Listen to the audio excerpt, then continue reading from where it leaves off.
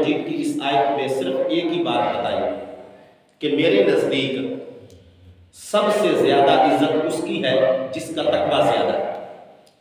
اور قرآن مجید کی ایک دوسری جگہ پر اللہ تعالیٰ فرماتا ہے یا ایھا الذین آمنوا اتقوا اللہ حق تقاتہ، اے ایمان والو اللہ سے ڈرو، اس طرح ڈرو جس طرح کہ اللہ سے ڈرنے کا حق ہے۔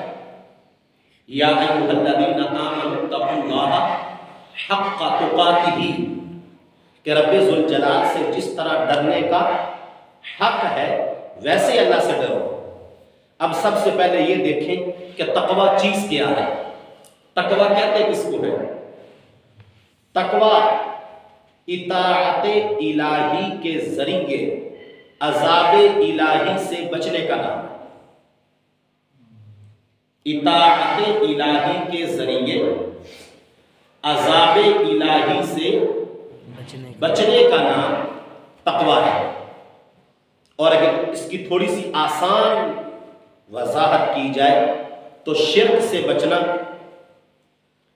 ہر قسم کے گناہوں سے بچنا، بالخصوص جو کبیرہ گناہ ہیں ان سے بچنا، اور فضول گفتگو سے بچنا، لا یعنی باتوں سے کہ جن باتوں کا کوئی مقصد نہیں، جن باتوں کا کل قیامت کے دن بندے سے سوال نہیں ہونا، ان فضول قسم کی لا یعنی گفتگو جس کے ساتھ انسان کا کوئی واسطہ نہیں، نہ قبر میں ان باتوں کے متعلق سوال و جواب ہونا ہے، اور نہ کل قیامت کے دن کو کئی ایسی باتیں ہیں انسان کا اپنی زبان کو فضولیات سے، لا یعنی باتوں سے اور گالن گلوچ سے، غیبت چغلی جھوٹ سے اور حسد کینہ بغض ریاکاری ان جملوں سے محفوظ رکھنا، یہ تقوی کی دلیل ہے۔ بات سمجھ آ گئی؟ اور یہاں پہ اس بات کو بھی ذہن میں رکھیں کہ حضور سید عالم نور مجسم شفیع معظم صلی اللہ علیہ وآلہ وسلم کی خدمت میں ایک آدمی آیا اور کہنے لگا یا رسول اللہ صلی اللہ علیہ وآلہ وسلم، مجھے کوئی ایسی نصیحت فرمائے کہ جو میرے لیے بہت زیادہ قیمتی ہو۔ تو آقا کریم صلی اللہ علیہ وآلہ وسلم نے ارشاد فرمایا کہ تیرے لیے ہر لحاظ سے یہ بہتر ہے کہ تو تقوی اختیار کرے، یہ تیرے لیے ہر لحاظ سے بہتر ہے۔ اور یہاں پہ اس بات کو بھی ذہن میں رکھیں کہ حضور سید عالم نور مجسم شفیع معظم صلی اللہ علیہ وآلہ وسلم نے فرمایا کہ تقوی جو ہے نا یہ ہر ایک نیکی کی جامع ہے، ہر نیکی اس کے اندر آ جاتی ہے۔ اب دیکھو نماز ایک علیحدہ نیکی، لیکن تقوی کے اندر وہ بھی موجود ہے، میں اس کی آگے چل کر تھوڑی سی وضاحت بیان کرتا ہوں۔ ہر نیکی، روزہ، حج، زکوٰۃ، صدقہ و خیرات، کسی کے ساتھ اچھا سلوک اختیار کرنا، بہترین گفتگو کرنا، اخلاق سے گری ہوئی گفتگو نہ کرنا، اگر کسی سے اختلاف ہو تو اختلاف اصلاح کے طور پہ کرنا، تنقید برائے اصلاح، اور آنکھوں کی شرم و حیا، زبان کو ہر قسم کے گناہوں سے پاک، یہ جتنی بھی نیکیاں ہیں چاہے چھوٹی ہے چاہے بڑی ہے، ویسے تو نیکی کوئی بھی چھوٹی نہیں ہوتی۔ کل قیامت کے دن جب بندے کو ایک نیکی کی ضرورت پڑے گی تو پورے کا پورا محشر کا میدان وہ ایک نیکی کی تلاش میں نکلے گا، لیکن اس کو اپنی سگی والدہ سے اور اپنے سگے والد سے جو پوری زندگی اس کے لیے دنیا میں قربان ہوتے رہے، وہ ایک نیکی چھوٹی سی دینے کے لیے تیار نہیں ہوں گے۔ لہٰذا نیکی کا ریٹ کیا ہے، نیکی کی قیمت کیا ہے، نیکی کی ویلیو کیا ہے، نیکی کی کتنی اہمیت ہے، نیکی کی کتنی ضرورت ہے، اور نیکی ایک ایمان والے بندے کو کہاں تک لے کے جا سکتی ہے۔ ایک نیکی جنت میں جانے کا سبب بھی بن سکتی ہے، اور ایک گناہ اور ایک اللہ کی نافرمانی اور ایک لغو اور جھوٹی بات اور ایک ایسا کوئی جملہ جو قرآن و سنت کے ساتھ ٹکرا رہا ہو، وہ آپ کو جنت کی راہوں سے ہٹا کر جہنم کی تاریک وادیوں کی طرف بھی دھکیل سکتا ہے۔ تو لہٰذا نیکی کوئی بھی چھوٹی نہیں ہوتی، ایک ایک نیکی بڑی قیمتی ہے، اور ایک ایک نیکی کی بڑی اہمیت ہے، اور ایک ایک نیکی کا بڑا مقام ہے۔ لیکن آقا کریم صلی اللہ علیہ وآلہ وسلم کے الفاظ دیکھو، آقا کریم نے فرمایا ایک بات، ایک عمل ایسا ہے اگر تم وہ اختیار کر لو تو تم ساری نیکیوں کو اختیار کرنے والے بن جاؤ گے، کہ باقی ساری نیکیوں کا آٹومیٹک تمہارے وجود سے اظہار ہونا شروع ہو جائے گا۔ نماز تقوی کی بنیاد پر ہے، روزہ، اب تقوی کیا ہے؟ اللہ کا خوف۔ تقوی کیا ہے؟ اللہ کا ڈر۔ تقوی کیا ہے؟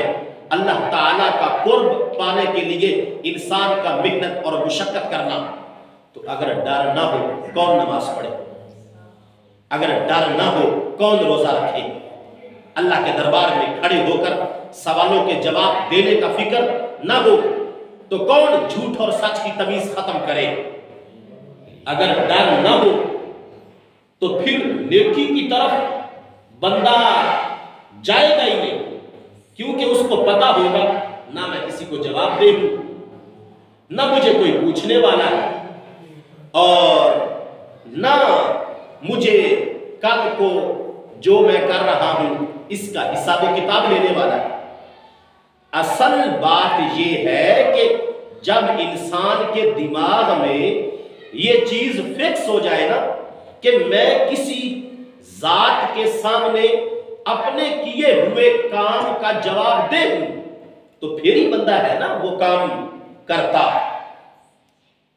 تو جب دل میں یہ بات مضبوطی کے ساتھ بیٹھ جائے کہ ایک دن میری ہستی ختم ہو جانی ہے اور میں نے قبر کے اندر تنہا رب ذوالجلال کے قائم کردے فرشتے جو ہیں اللہ کی طرف سے ان سوالوں کے جواب میں نے دینے ہیں، اور میری کامیابی اور میری ناکامی کا دار و مدار ان سوالوں کے غلط یا ان سوالوں کے درست ہونے پر ہے۔ اور پھر قیامت کی جو ہولناکیاں ہیں ان کا سامنا میں اکیلے نے کرنا ہے، تو پھر جا کے بندہ نیکی کی طرف راغب ہوگا اور گناہوں سے بچنے کی حتی الامکان کوشش کرے گا۔ یہاں پہ اس بات کو بھی ذہن میں رکھیں، انتہائی کمال کے جملے ہیں۔ حضرت انس بن مالک رضی اللہ تعالی عنہ صحابی رسول فرماتے ہیں کہ آقا کریم کی بارگاہ میں ایک مرتبہ یہ سوال رکھا گیا، دھیان سے پوچھا گیا، یا رسول اللہ صلی اللہ علیہ وآلہ وسلم آل محمد کون ہے؟ صلی اللہ علیہ وآلہ وبارک وسلم آل محمد کون ہے؟ تو آقا کریم صلی اللہ علیہ وآلہ وسلم نے ارشاد فرمایا، التقی والنقی فہو آلی۔ دھیان کریں کہ جتنے بھی میری امت کے متقی ہیں وہ ساری میری اولاد ہے۔ ایک تو وہ ہے نا جو درود پاک ہم پڑھتے ہیں، اللہم صلی علی محمد وعلی آل محمد، کہ ذات رسول صلی اللہ علیہ وآلہ وسلم پر درود و سلام ہو اور آل محمد پر درود و سلام ہو۔ لیکن یہ جو آقا کریم فرما رہے ہیں کہ میری امت کا ہر وہ بندہ جو متقی ہے، پرہیزگار ہے، التقی والنقی فہو آلی، کہاں ہماری اوقات اور کہاں ہمارا نصیب۔ ہمیں رب ذوالجلال نے اپنے پیارے حبیب صلی اللہ علیہ وآلہ وسلم کے صدقے میں کیا کچھ نہیں عطا فرمایا۔ صحابہ حیران پریشان، ہوائیاں اڑنے لگی کہ یا رسول اللہ یہ آپ کیا فرما رہے ہیں کہ پوری کی پوری قیامت تک آنے والی جو آپ کی امت ہے وہ آپ کی اولاد کیسے؟ آپ کی امت کے متقی لوگ، آپ کی امت کے تقوی اختیار کرنے والے لوگ اتنی شان پا جائیں گے، اتنا مقام وہ پا جائیں گے کہ آپ ان کو اپنی اولاد کہہ رہے ہیں۔ آج ہم کتنے ناشکرے ہیں، ہم کتنے غافل ہیں، کتنے سست ہیں، اور کن بدترین قسم کی وادیوں میں گرے ہوئے ہیں، حالانکہ ہمارے آقا و مولا حضرت محمد مصطفیٰ صلی اللہ علیہ وآلہ وسلم نے ہم سے کتنا پیار کیا ہے اور ہمیں کتنا نوازا ہے۔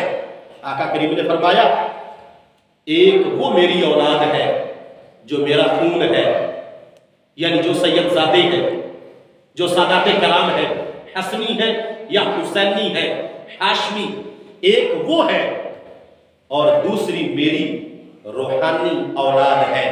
کل قیامت کے دن میرے خون کو کل نسب و سبب ینقطع یوم القیامہ، اس جھنڈے کے نیچے جن کو کھڑا کیا جائے گا وہ میری خون کی اولاد ہوگی، ان پر بھی درود و سلام ہوتا ہے، اور ایک میری وہ اولاد ہوگی جو خون میرا نہیں، جو حسنی حسینی سادات تو نہیں، جو سید زادے تو نہیں، جن کا میرے خاندان کے ساتھ جسمانی تعلق نہیں ہے، لیکن انہوں نے دنیا میں ایک کام ایسا کیا ہے، انہوں نے دنیا میں ایک نیکی ایسی کی ہے، انہوں نے اپنے دل میں اپنے دماغ میں تقوی کو جگہ دی ہے، وہ پوری زندگی اللہ سے ڈر کے انہوں نے زندگی گزاری ہے، انہوں نے شرک سے اپنی زبانوں کو اور اپنے کردار کو اور اپنی عبادات کو پاک رکھا ہے، وہ عقیدہ توحید کے حاملین تھے، اور انہوں نے لا یعنی گفتگو سے اور گندی باتوں سے اور برے کاموں سے اپنے آپ کو بچا کے رکھا، تقوی اختیار کیا۔ تو جب بھی کوئی نمازی نماز پڑھتا ہے، درود و سلام پڑھتا ہے، تو جب وہ یہ کہتا ہے نا وَعَلَىٰ آلِ محمد، تو جہاں میری خون کی اولاد پر درود و سلام پہنچ جاتا ہے، وہیں پر میری روحانی اولاد، میری امت کے متقی تقوی اختیار کرنے والے لوگوں پر بھی درود و سلام پہنچ جاتا ہے۔ سبحان اللہ۔ تو پتہ چلا اتنی بڑی شان اور اتنا بڑا پروٹوکول، اور یہاں پہ میں آخری بات کرتا ہوں، حضور سید عالم نور مجسم شفیع معظم صلی اللہ علیہ وآلہ وسلم نے فرمایا اے صحابہ مجھے بتاؤ دین کا حسن کیا؟ تو ایک صحابی عرض کرنے لگے یا رسول اللہ دین تو خود ہی سونا ہے اور اللہ کو پسند ہے، ان الدین عند اللہ اسلام، کہ اسلام اللہ کا پسندیدہ دین ہے۔ تو دین خود، آقا کریم صلی اللہ علیہ وآلہ وسلم نے فرمایا تم بھی صحیح کہہ رہے ہو، لیکن میرے سوال کا جواب دو، میرے سوال کا جواب اور ہے۔ تو صحابہ عرض کرنے لگے یا رسول اللہ پھر آپ خود ہی ارشاد فرمائیں۔ آقا کریم صلی اللہ علیہ وآلہ وسلم نے ارشاد فرمایا دین کا حسن تقوی ہے، جو بندہ تقوی اختیار کر لیتا ہے تو باقی ساری عبادات اور باقی ساری نیکیاں وہ آٹومیٹک ہونا شروع ہو جاتی ہے، اور یہی دین کا حسن ہے۔ اور حضرت مولا علی رضی اللہ تعالیٰ عنہ فرماتے ہیں کہ دنیا میں دنیا داروں کے سردار سخی لوگ ہیں، دنیا داروں کے سردار سخی لوگ ہیں، لیکن قیامت کے دن جو متقی بندے ہیں وہ قیامت کے دن لوگوں کے سردار ہیں۔ دنیا میں جو دنیا کے لوگ ہیں ان کے سردار کون ہیں؟ سخی لوگ۔ مولا علی پاک فرماتے ہیں کہ آخرت میں لوگوں کے سردار متقی لوگ ہوں گے، پرہیزگار۔ اور یہ بات یاد رکھیں، واقعی یہ بات ٹھیک ہے، تقویٰ ہوتا ہے تو ہر عبادت ہوتی، اور تقویٰ کتنا کرنا ہے؟ تقویٰ اتنا کرنا ہے جتنی رب کی شان ہے، اور رب کی شان کتنی ہے نہ ہمارے عقل میں آ سکتی، نہ ہمارے علم میں آ سکتی، نہ ہم اپنی زبان سے بیان کر سکتے ہیں۔ وہ وحدہ لا شریک ہے، اور ہر ایک قسم کی عبادت جو ہے وہ رب ذوالجلال کی شان کے لائق ہے، کوئی اس کے مقابلے کا نہیں، وہ سب کا خالق ہے اور سارے اس کے مخلوق ہیں۔